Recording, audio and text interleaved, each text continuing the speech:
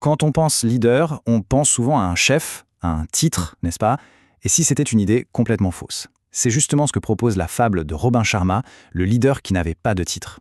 L'idée, c'est que le leadership, c'est un choix, c'est une compétence que tout le monde peut développer. Alors, voyons ensemble comment on peut libérer ce potentiel. Alors on fait la connaissance de Blake Davis. Blake, c'est un peu le personnage principal de notre histoire. Et franchement, sa situation, elle pourrait parler à pas mal de monde. Il est vétéran de guerre, il se sent complètement perdu, démotivé dans son job dans une librairie, on imagine bien le tableau. Il a cette impression terrible que son potentiel est en train de partir en fumée. Et Blake, il a une conviction bien ancrée. Pour lui, c'est simple. Pas de titre, pas de leadership. Il faut un poste, une autorité officielle pour être un leader. C'est une idée qu'on entend partout, n'est-ce pas? Sauf que toute sa vision des choses est sur le point de voler en éclats. Et c'est là que tout commence à changer pour Blake. C'est le début de sa transformation. Et ça démarre avec une rencontre vraiment inattendue qui va tout remettre en question. Donc voilà Blake, qui traîne un peu dans les rayons de sa librairie et il rencontre Tommy Flynn. Et Tommy, c'est tout un personnage. Imaginez un peu, le gars a 77 ans, un style vestimentaire, disons, original, mais c'est contre toute attente le meilleur employé de la boîte. Et ça depuis des années. Le contraste est juste énorme. C'est là que Tommy va lui parler de sa philosophie, un truc qui va changer la vie de Blake. Ça tient en 3 lettres, LWT, pour Lead Without a Title. En français, diriger sans titre. L'idée de base est super simple, mais révolutionnaire.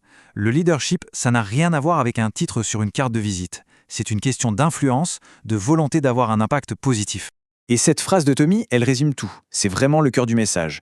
En gros, ça veut dire que le leadership, ce n'est pas un truc qu'on attend qu'on nous donne. C'est une décision qu'on prend, ici et maintenant. Le pouvoir, il est déjà là. Il suffit juste de décider de l'utiliser.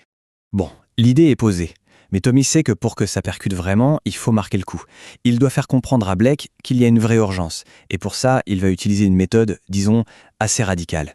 Une méthode qui nous force à réfléchir au prix de la médiocrité et à l'importance de nos choix. Alors, accrochez-vous. Il est 5h du mat et Tommy emmène Blake dans un cimetière. L'ambiance est lourde, forcément. Et là, Tommy lui montre 2 tombes fraîchement creusées. Ce n'est pas pour lui faire peur, non. C'est une métaphore, mais une métaphore incroyablement puissante. Une tombe pour la vie qu'on pourrait avoir si on gâche son potentiel, et l'autre pour la vie qu'on pourrait avoir si on le réalise pleinement. Et là, le contraste est saisissant. D'un côté, il y a la voie des regrets. C'est la vie où on n'a jamais osé, où notre chanson intérieure, comme dit le livre, est restée silencieuse. Et de l'autre côté, la voie des victoires. La vie où on a tout donné, où on a affronté ses plus grandes peurs, où notre parcours devient une source d'inspiration. D'un coup, le choix devient beaucoup plus concret. Puis Tommy ajoute cette phrase qui est un vrai coup de poing. Le potentiel non réalisé se transforme en douleur. C'est puissant, non? L'idée, c'est que ne pas utiliser ses talents, ignorer cet appel à faire plus, ce n'est pas sans conséquence.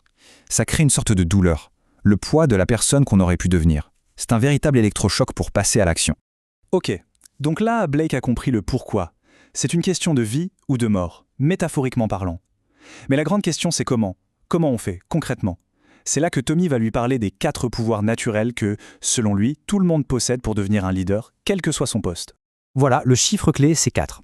Tommy explique qu'on a tous en nous, naturellement, 4 pouvoirs. Ce sont les fondations du leadership sans titre. Le truc, c'est que la plupart du temps, on ne les utilise pas. Ils sont là, en sommeil. Et quels sont ces 4 pouvoirs? Eh bien, les voilà. Premièrement, tout le monde peut décider de donner le meilleur de soi au travail. Deuxièmement, on peut tous inspirer les autres, juste par la force de notre exemple. Troisièmement, on peut tous être une force de changement positif, même quand tout va mal. Et enfin, quatrièmement, on peut traiter tout le monde avec respect et bienveillance. Ce qui est génial là-dedans, c'est que c'est simple, c'est accessible, pas besoin d'un diplôme en management, ce sont des choix de tous les jours, et le plus important, personne n'a besoin d'une permission ou d'un titre pour commencer à faire ça.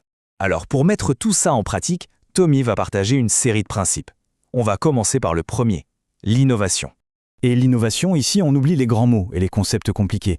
La définition qu'on nous donne est super simple. Chercher à rendre cette journée meilleure qu'hier. C'est tout. Il ne s'agit pas d'inventer la prochaine fusée, non. Il s'agit juste de cette petite amélioration quotidienne. Comment rendre aujourd'hui un tout petit peu mieux qu'hier? Et ça, absolument tout le monde peut le faire, peu importe son job.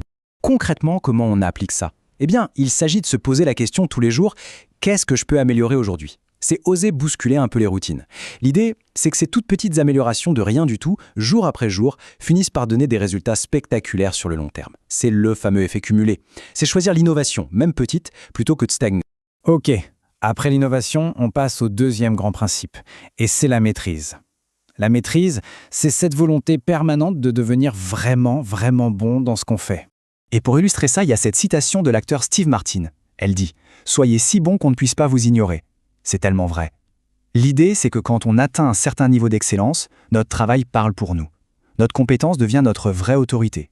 Et ça, c'est bien plus puissant qu'un titre ronflant. Alors, comment on applique cette maîtrise? D'abord, il faut viser haut. Viser à être le meilleur du monde dans son domaine, même si c'est un tout petit domaine. C'est un état d'esprit, c'est exiger plus de soi-même que n'importe qui d'autre. Il y a aussi cette idée géniale que sur le kilomètre supplémentaire, il y a beaucoup moins de monde. La plupart des gens s'arrêtent quand le travail est suffisant. C'est en allant plus loin qu'on se démarque. Et puis, soyons honnêtes, faire un travail exceptionnel, ça procure une satisfaction personnelle immense. Finalement, que l'on parle d'innovation ou de maîtrise, tous ces principes nous ramènent à une seule et même idée. L'idée centrale de toute cette histoire. Le leadership, ce n'est pas un poste qu'on nous donne. C'est un choix. Un choix qu'on fait chaque jour d'avoir un impact positif. Peu importe notre rôle, peu importe notre place. Et tout ça, ça nous amène à une dernière question, une question pour la route. L'idée n'est pas de tout changer du jour au lendemain, bien sûr. Mais en s'inspirant de l'histoire de Blake, on peut se demander quel est le tout petit acte de leadership qu'on peut poser aujourd'hui. Quelle est cette petite amélioration, ce petit geste d'excellence qu'on peut faire, là, maintenant, pour commencer à diriger, sans attendre le titre?